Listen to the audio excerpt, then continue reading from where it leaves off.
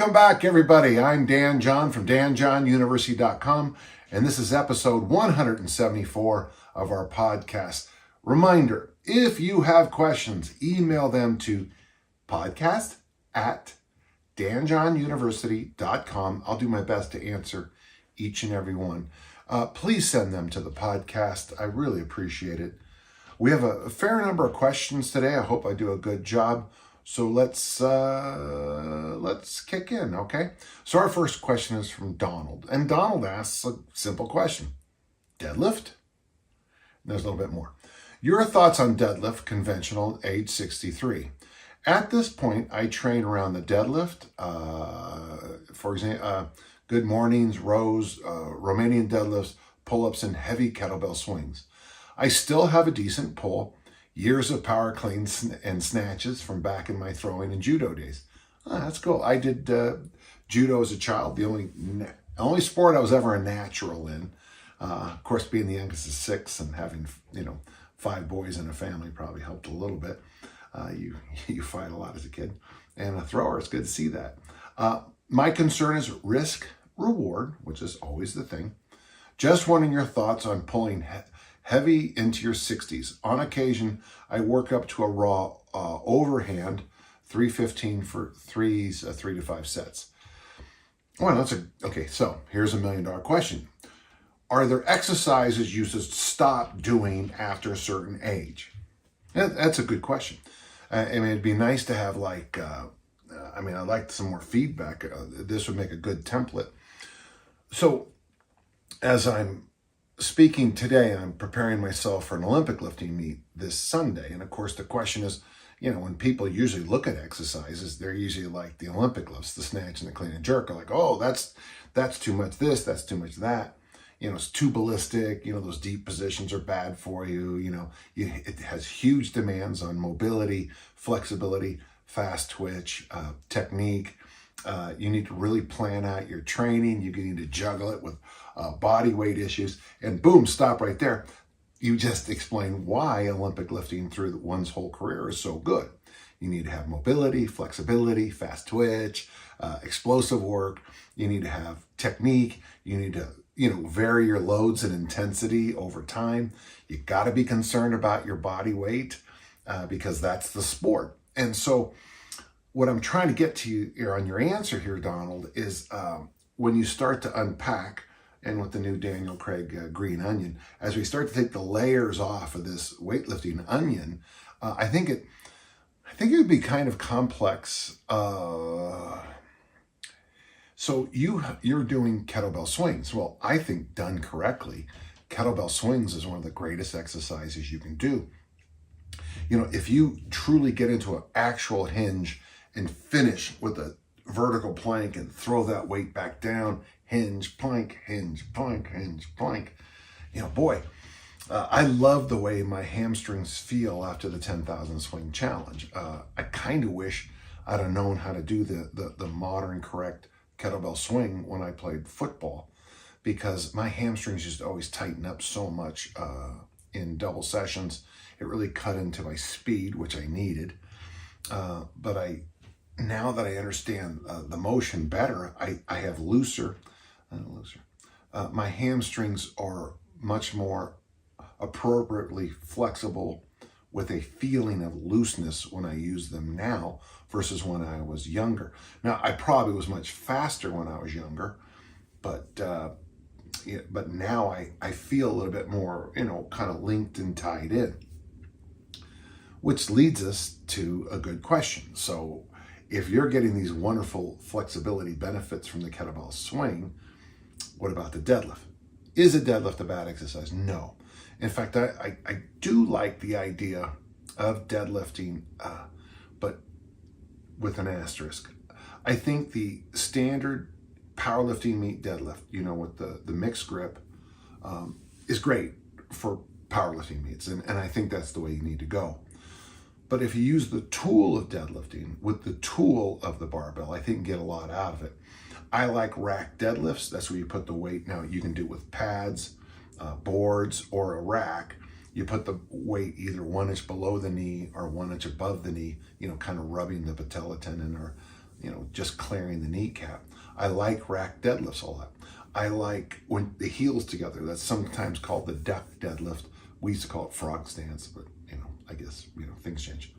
I love thick bar deadlifts. And there are new grips you can just buy that you can put them in your gym bag that you just pop them on. I don't want to say any brand names because they might not be in business anymore, but I had a pair of those before I had thick bars, and I thought there was real value.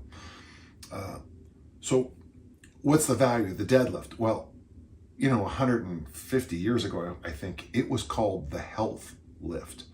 And really, the deadlift is one of those things, I think Pavel would agree with me. I think Phil Maffetone would agree with me. If all you could do was one exercise, what would you pick?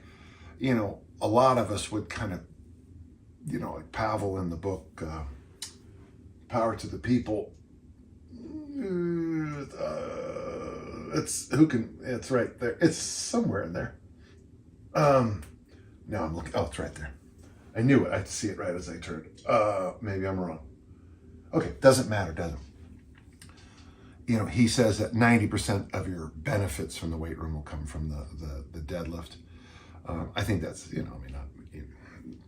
that's fine. I mean, it could be good, could be bad.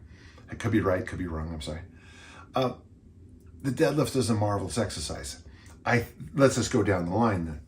Okay, so push. I think from womb to tomb, any vertical press is good. I think, in fact, I can't recommend enough putting weights, the military press, the whole family of, one arm, two arm presses, the whole family. Bench press, horizontal pressing, I get a little bit against. It does bother a lot of people's shoulders long term. And anytime you get stiff through here, I worry long term about your posture. For pulls, I like vertical pulls. I like the pull up, the chin up, the neutral grip. I think there's great value in the lat machine variations. Again, done correctly, done intelligently, they're all very good. Horizontal pulling, I always struggle with. That's why I like suspension trainers with the T, the Y, the I, the single arm row. When you come to the hinge family, boy, I'd love to see a swing from your whole career. I think deadlifts have value. When it comes to squat, I think the movement of squatting is important. That's why the goblet squat is so important. That's why I like the overhead squat so much. The front squat and back squat certainly are wonderful, but as you age, I'd prefer to see you keep working your mobility and flexibility, which will make the front squat and the overhead squat kind of move to the top. But for most people, it's the hips that we need work on. That's why I would have the goblet squat. The darn thing about the back squat is that a lot of people, put the bar in certain places that are, they'll raise your squat number up, but I'm not sure it really helps you, moving couches and, being athletic. So it's a good question. I almost forgot loaded carries. Loaded carries, do them. Suitcase carry has now become my favorite. It'll change in a year. And, I like farmer walks. I like suitcase carries, sled pulls, prowlers. I like all of that for any age as much as you can. So I think you have to think more that way. Think push, pull, hinge, squat, loaded carry. Sit down and go, what are the benefits of this exercise and what are the risks? The bench press is the only exercise that kills. Every so often you hear about someone, killing themselves at a home gym, or a friend of mine in college dropped the weight on his face, and he was strong. It was a lot of damage, and I think it affected him long term with a lot of other issues. So, when I do my perfect workout, that's half kneeling presses, hangs, hip thrusts, the goblet squat, overhead squat combo, and the suitcase carry. The reason I like that workout so much for where I'm at in my life is I do that 5 days a week, and the whole workout is designed to give me a little hypertrophy in the shoulders and probably the glutes or something like that. but every single exercise, kind of puts me back in a position I want to be in. So what I want you to think about, Donald, is when you're getting into this, just add 20 years to your age, and what do you want to look like and feel like 20 years from now? And then you work it back. And by the way, deadlifts will fit no matter what you want to do 20 years from now. But, kind of look at exercises as, is this something I can do, 3 days a week, for the next 20 years? And I think there's value in this thought process. That's one of the reasons I always keep a journal, because it allows me to go back and look and say, good idea, bad idea. Good question. Thank you. I appreciate that. Okay, we got a question from Mark. Hi, Mark. I really enjoy your podcast, and I've learned a ton from your YouTube content. Thank you. I appreciate that. For background, I'm active duty Air Force. I threw shot and discus in high school. Yeah. And I now compete in Highland Games and Olympic weightlifting. Very much, we have a lot of similarities here. I am training to do the full Litvinov, which is 3 sets of 405 in the front squat for 8 reps, followed immediately by a sub 75 second 400 meters. So you front squat, run a lap, front squat, run a lap, front squat. That's a tough workout. And by the way, that's what the late John Powell told me that this person did. And I love the fact that people say, well, you don't know what you're talking about. No, I'm just quoting my friend, the late, great John Powell. My question is, how does periodization for 24 rep capacity differ from that of 1 rep max? I'm used to starting off with lots of capacity work so that you have the energy to practice the skills of weightlifting, and then losing some capacity as you end a period as to be as strong as possible. That's interesting because, if you know my work, Mark, I focus for athletes on a concept called snapacity. Snap is the explosive work. Acity comes from work capacity. I took snap and work capacity, I went and shoved them into one word, snapacity. I think it's the job of elite athletes to have a high number of explosive movements in their tank. And I think you and I probably would agree if we're sitting down and having a conversation, but I just want to point out that I don't think it is a good process to build up capacity and lose it. Now.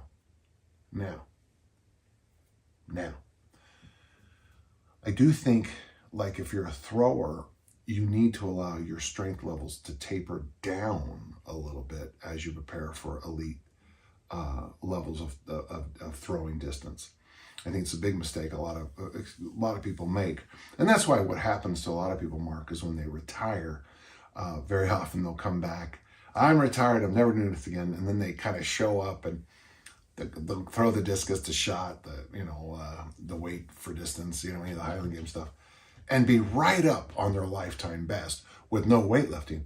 And the thing is, they turned all that you can only ask your body to make so many adaptations. Now, one of my overriding beliefs is the body is one piece, the body is one piece, the body is one piece.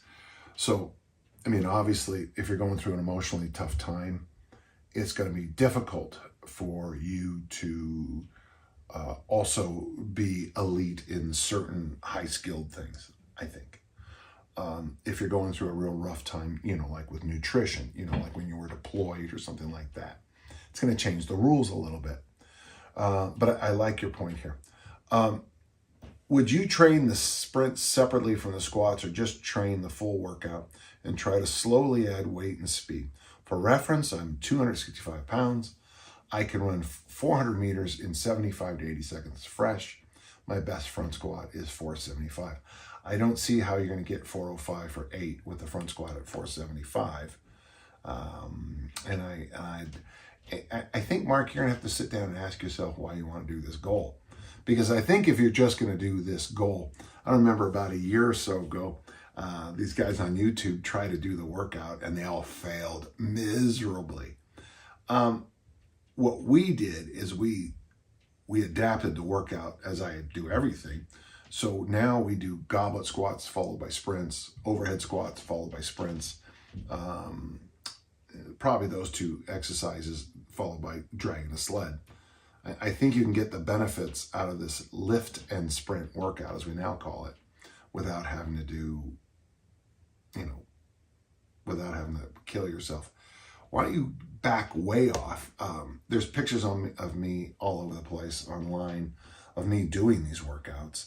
And you'll notice that at my peak of the Highland Game and discus thrower, I was doing 95 and 115 pounds for 8 and then taking off in a sprint.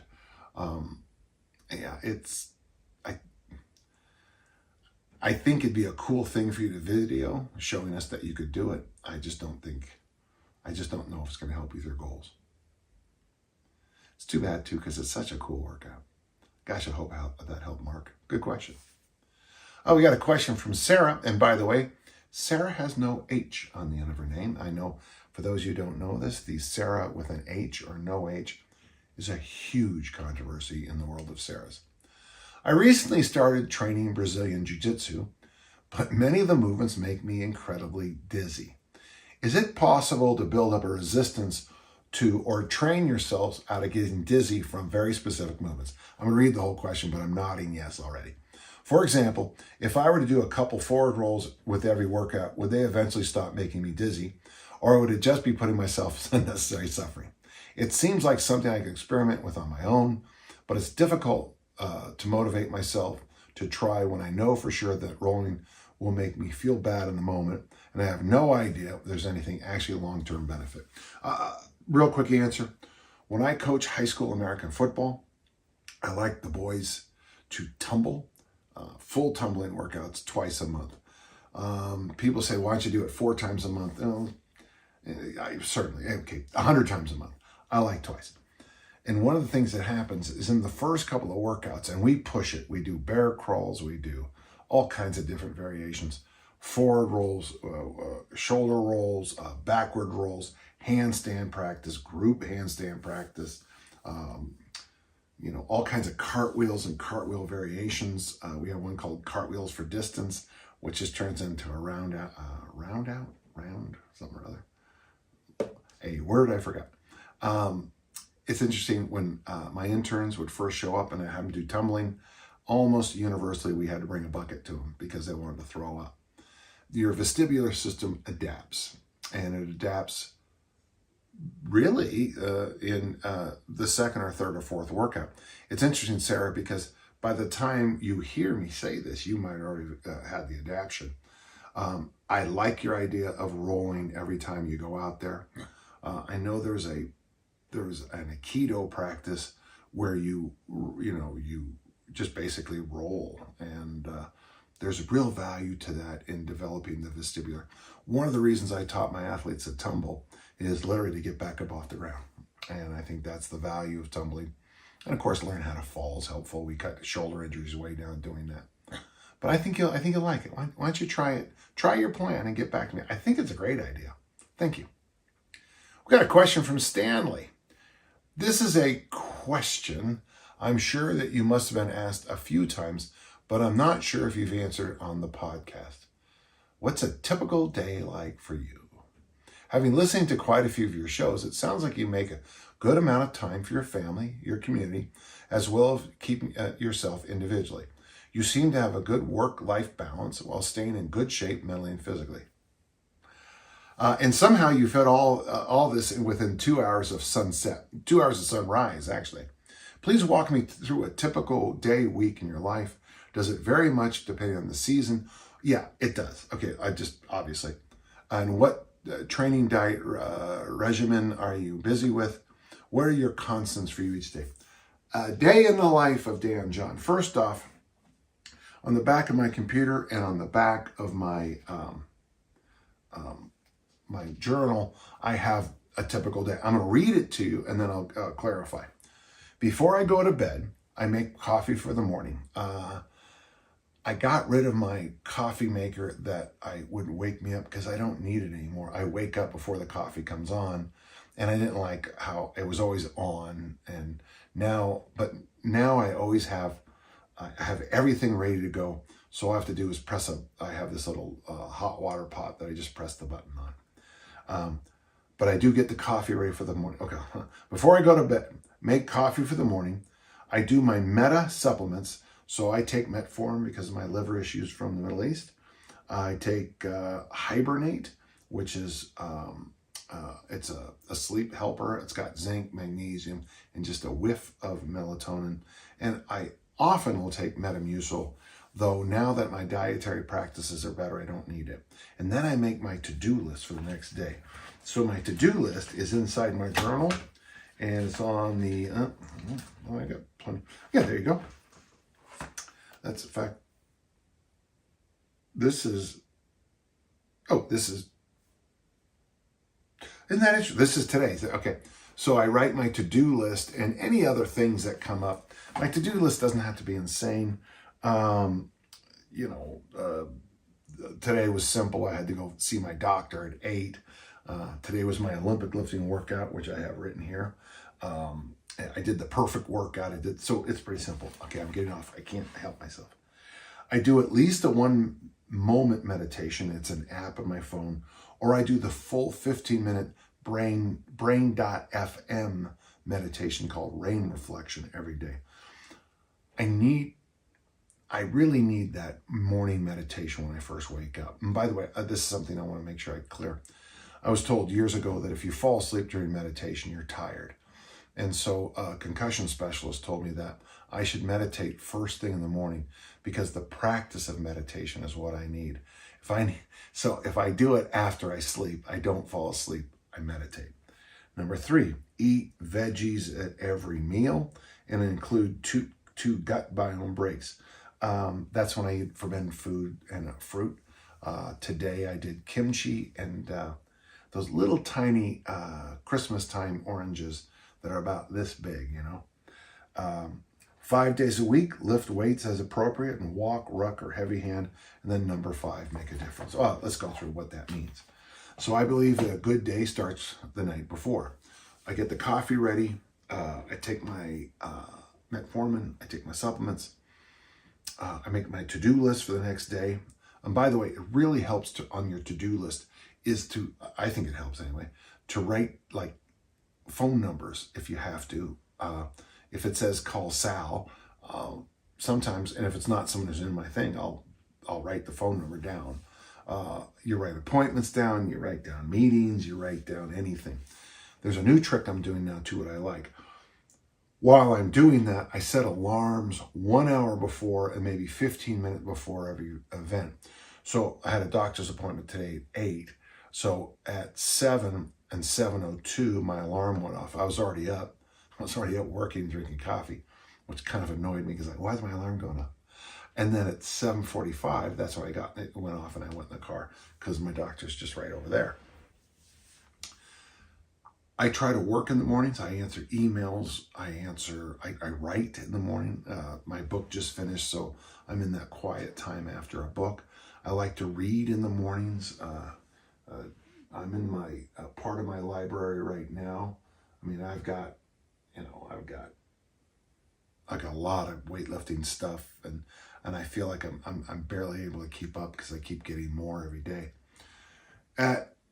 It kind of depends, but usually about 8:30 now, I'll go. I have a morning thing I do. I scrape my tongue, I floss my teeth, and then I put mouthwash in. Then, so while I shower, and then when I'm showering, I put shampoo my hair, put on conditioner, I shave, and then I put a little bit of lotion on certain parts of my body that need it.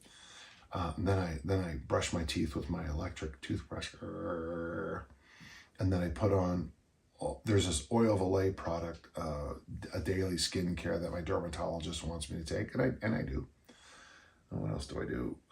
And so about 8:30, about 9 o'clock, I go on to my gym and I warm up. Now I either do a complex to warm up, or I do the workout plan called the Perfect Workout, which is a great warm up for me. 3 days a week, then I'll snatch and clean and jerk and front squat. That's Monday, Wednesday, Friday. Tuesdays and Thursdays, I do mobility. And after each of those, I go for a walk.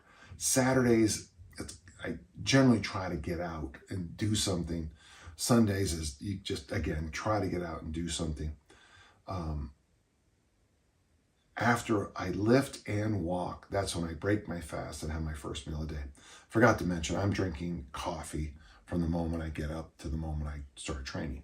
So I use coffee to help me release free fatty acids. The workout releases free fatty acids. I'm going to sneeze. So, and then when I eat, a typical breakfast, this morning I had 3 scrambled eggs. I love scrambled eggs. I've been working on a new little idea. I put a few drops of Worcestershire sauce in it. And then if you take your time with scrambled eggs and you don't let it burn, it can be delightful. So I had 3 scrambled eggs, a piece of salmon, lox, 2 different kimchis, leek and napa cabbage. This weird little thing I found at Costco is a fettuccine filled with cheese. I had 2 of those.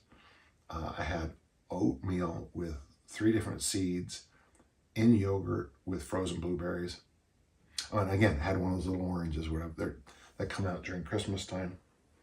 And that was my breakfast. So it was a lot of food. I eat a lot of food. When you add up the calories, it's not very much. Typically, after I eat breakfast, then the day's fairly open for me.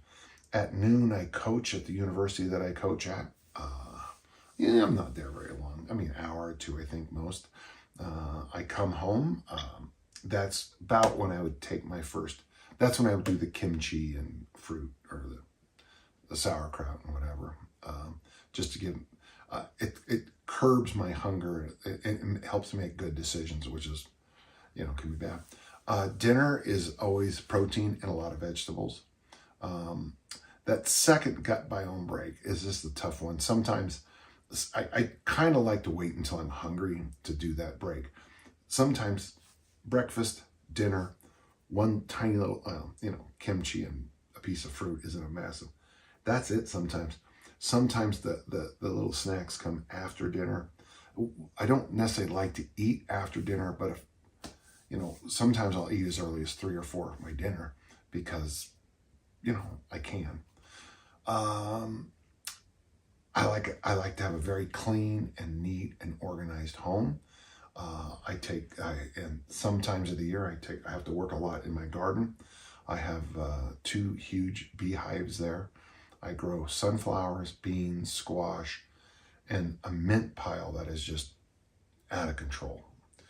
Out of control mint pile. The rest of the year, I hang out with my grandkids. I take them to amusement parks. I hang out with my friends. Monday night, I go to trivia. Sundays, this time of year, I hang out with my daughter Kelly at her house and watch football. On Saturdays, I watch college football. I'm trying to get back to a date night, either Wednesday or Thursday nights. Monday and Sunday night meals, check that. Sunday night's meal tends to be, something light. Like last night, a massive tuna salad. Tonight I'll eat at the bar we play trivia at. Generally, I opt for vegetarian options when I eat at a restaurant. Tuesday, Wednesday, Thursday, generally I do the Blue Apron thing, and I get I'm trying to learn to be a better cook, and I like how Blue Apron. In about a 3-month period, I learned a whole bunch of new cool things I have to do with food. It's fun. I probably eat out 1-2 nights a week, but I try not to make that. I try to be real smart. I like to eat at Mediterranean restaurants. I like sushi. I think is a good choice for me also. It's not unusual for me to be in bed by 8 o'clock. That's not. But in my defense, this time of year the sun goes down at 4:30. So by the time 8 o'clock rolls around, it's time to go to bed. My dog, Sirius Black, he'll be like, and he'll be all tired, and I'll put him in his kennel for his night nap, and I'll be like, why am I still up, man? I'm dying here. So that's a pretty typical week. A lot of reading, a lot of telephone calls, a lot of hanging out with athletes, and just trying to make the world a better place. Make a difference. Gosh, I hope that helps. Thank you, Stanley. Got a question from Anders. Anders says, I have followed both your easy strength program and lately done a couple rounds of the easy strength for Olympic lifts, which I enjoyed since it gives you a dynamic, technical, and strength challenges in one nice package. I agree with you. In every day, it seems like I come up with a new variation of easy strength for fat loss with Olympic lifting. And every day I'm more like, why didn't you do this your whole life? Yeah. Starting to train together with my son, who's a beginner, 14 years old. So I thought I would switch back to easy strength movements, but maybe keep it 3 days a week. But I think I will miss those Olympic lifts. Question is, if I could use snatches, cleans as a dynamic movement, replacing kettlebells when I feel I need the Olympic lifting spice. Thinking lighter weight, more reps would be an idea. What do you think? I think it's great. I like that idea. So the advice I got from little Danny John when he was 14 years old back in 1971, he said that at my age, I should clean and press and squat snatch. I think he was on to something. So here's an idea. If you did an easy strength clean, 5 presses, clean, 5 presses, there's your press. And then maybe 6 singles in the squat snatch. Boy, that's pretty good. I would maybe do front squats also in this, but keep the reps like it. 3 sets of 3, but real reasonable. Really reasonable. And a loaded carry, and there you go. That's not a bad program. And with your son, you want to teach them the power clean, you want to teach them the military, you want to teach them the front squat, you want to teach them the bench press. Those are the ones I learned. It's called the Southwood program. It's I've written about it 1 billion times. But what I think is interesting about your question is a lot of people went so far down the rabbit hole, whatever the cliche is today, with kettlebells, and that we put Olympic lifts like, oh yeah, forgot those. But really, I like your idea of, here's a kettlebell, and I want to work on my technique. I like that idea. One thing you might want to think about is maybe something as simple as this. You could be a 3-1 or it could be a 3-3, but 3 weeks of the Olympic lift ideas, and then maybe 1 week of just taking everything just kettlebell. 3 barbell workouts. So that would be the clean press, the snatch, the front squat, suitcase carry, however you work that, or whatever carry you want to do. At the end of that, you flip everything for just kettlebells. It might even go to, my thought was go 3-3 on that, but really with the kettlebells, you might even want to just go 3-2 or 3-1. 3 weeks on, 1 week kettlebell. 3 weeks Olympic lifting, 1 week kettlebells. It's kind of what we do here in the gym, kind of without thinking about it. It's a good question, my friend. I like it. For those of you who don't know what we're talking about, I think try to go to DJU and look up the easy strength for fat loss with Olympic lifting. It's a fun program. All right, thank you, Anders. That's very good. Brian, I am a 45-year-old, 5'10", 160-pound, slow twitch hard gainer. That's God bless you though. I work as a career firefighter at a busy inner city fire station. I've got an answer for you, okay? I got a real simple answer for all firefighters. You won't do it, but it's a simple answer. How much should I prioritize hypertrophy, bodybuilding, versus pure strength at this stage in my career and life? Well, see, you're at 45, so strength is the most important thing you can have, but you also have a very important job with some things you have to work on. I know that is important for health as I age, but it's a lot more work for me to gain even a little. Recovery is also an issue. Firefighters, yeah. The type of pure strength that lower volume programs provide is important for my current job performance. Do I prioritize strength now and focus on hypertrophy after retirement when I have more control of my sleep, stress, and schedule? Yes.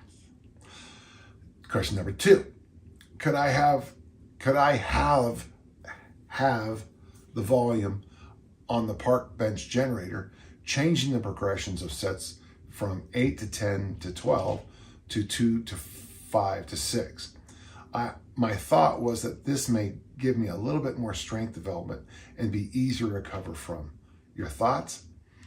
Well, yeah, okay. So first off, if you're between the ages of 36 and 55, you should be focusing on getting as strong as you can.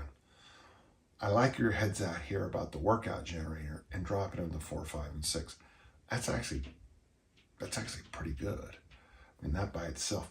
However, as a firefighter, here's how I usually tell anybody in this world.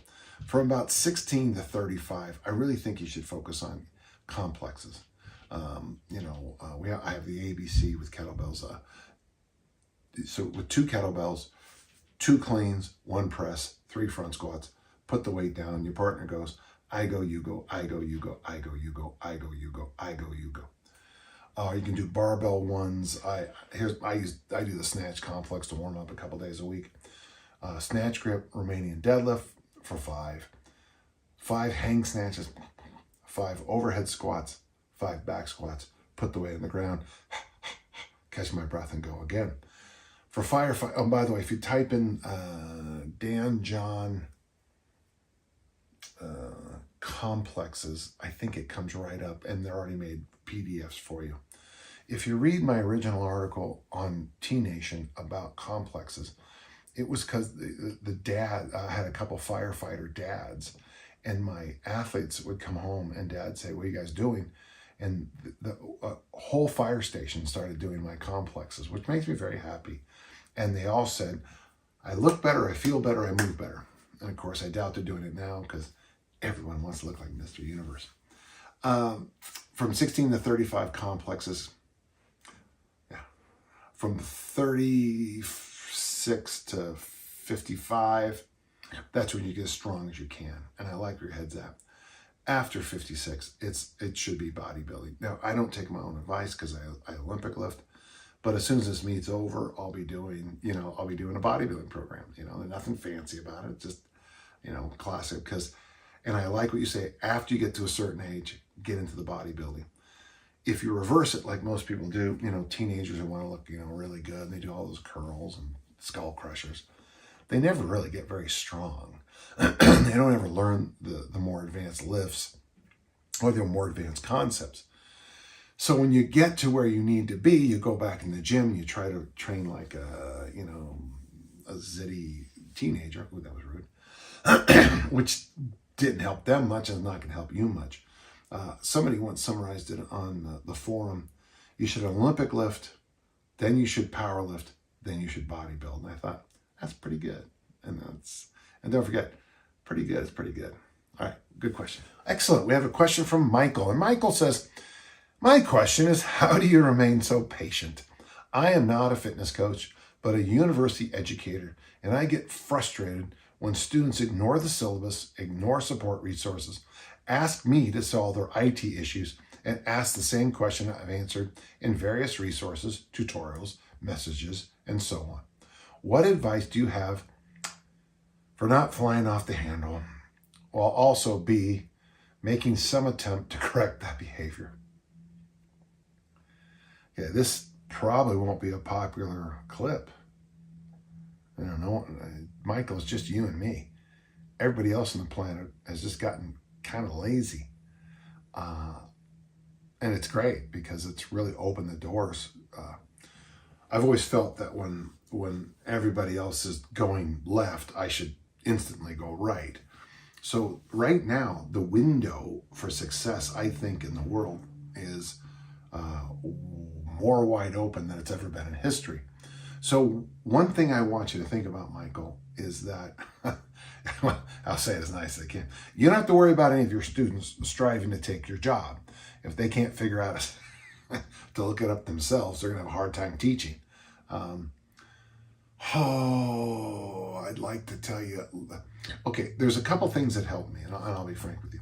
So we have a guy named Brian who runs the website, and a guy named Ozzy who takes care of all kinds of things behind the scenes. He does all the good stuff. And both of them will tell me almost weekly, Dan, stop being such an asshole when it comes to answering questions on the posts on YouTube. And they tell me, if you don't like something, just ignore it. And it's tough. Like this question. When somebody asks me about somebody else's program, and I say, well, why don't you ask them? And then they follow up and say, I did. They don't respond to their own thing. Stop buying their stuff. If person X, who has this program that, to me, it's a book that looks like an article with pictures, tells you to do these exercises, and none of them I agree with, and they don't defend it or explain it or help you out, even something as simple as a YouTube video, for God's sakes, it's not very hard to do that. Stop following them. Stop giving your money. Unfriend them. There's a whole bunch of people in this industry that live on.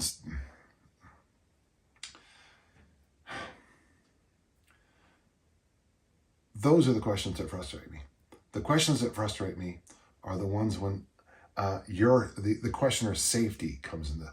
I'm trying to save this person's life, and yet when we go into the forum or we go into the follow-up questions on YouTube, people are no, I do. I throw, I like to hit my forehead on a kettlebell every opportunity I can because I think, yeah, well, you're an idiot. Okay, I'm sorry, you're an idiot. Okay, that's tough, my friend. Listen,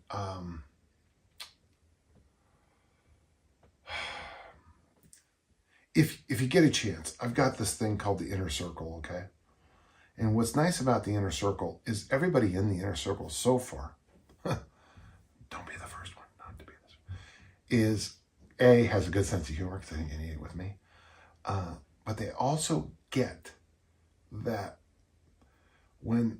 I've got a lot of experience in the weight room. I've worked really hard in the weight room to know what I know. People call me an encyclopedia of strength and conditioning. It makes me very proud to hear that. But I read everything. I follow everything. I work really hard. My inner circle friends, in fact, I was just on a call with one of them just before I got online here. They listen. They do, and then they give me feedback. And that's why I love them so much, because they listen or read, and then they do it. And when they finish it, then we have a conversation. I think a lot of your students are going to be very disappointed. I did a series of workshops, or whatever you call it. A guest lectured a week or so ago up at a university. And the professor I was working with, like many professors, probably isn't going to be doing it much longer, because what you're telling us is true. So many of the modern students. Oh, and then they don't do the basics. There's a word, femur. It's a bone. It's not they won't even Google the word. What's a femur? Or worse, email you. What's a femur?